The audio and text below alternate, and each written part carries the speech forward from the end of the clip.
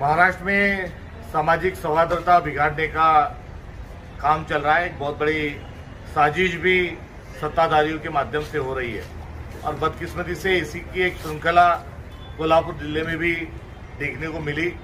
हालांकि अतिक्रमण का कोई हिमायत नहीं करता, अतिक्रमण निकलना चाहिए मगर उसकी प्रोसेस होती है।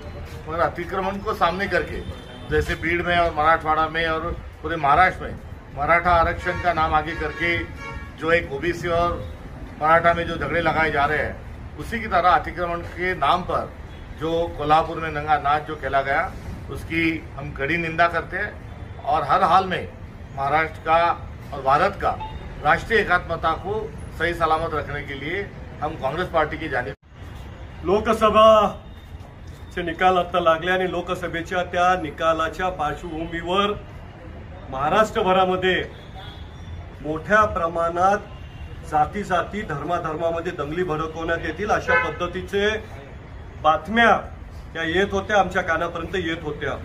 लोकसभेमध्ये महाराष्ट्राच्या जनतेने महायुतीला नाकारलं।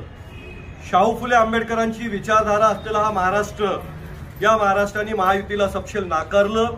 तब्बल 31 खासदार हे महाविकास आघाडीचे निवडून आले आणि तेव्हापासूनच अशा पद्धतीचं काहीतरी महाराष्ट्रात होणार अशा चर्चा आमच्या कानावर येत होत्या आणि तीच चर्चा कोल्हापूर जिल्ह्यामधलं जे प्रकरण घडलं त्यातून पुन्हा एकदा समोर येते।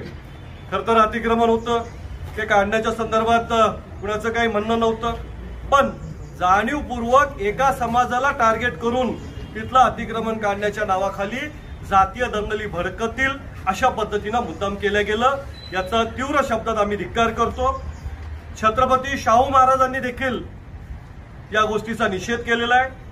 छत्रपती शाहू महाराज हे आमचं दैवत आहे आणि छत्रपती शाहू महाराजांनी देखील या प्रकाराची अत्यंत कठोर शब्दामध्ये निंदा केलेली आहे। बुलढाणा जिल्ह्यात आम्ही सर्व काँग्रेसचे पदाधिकारी आज जिल्हाधिकाऱ्यांना भेटलो आणि त्यांना देखील ही गोष्ट निवेदन त्यांना दिलं आणि जाणीवपूर्वक अशा पद्धतीने ज्यांनी कारस्थान केलं त्यांच्यावर कठोर कारवाई झाली पाहिजे हे सांगितलं आणि त्यासोबतच बुलढाणा जिल्ह्यामध्ये अशा पद्धतीचे प्रकार होऊ नयेत याची काळजी घ्यावी याची देखील विनंती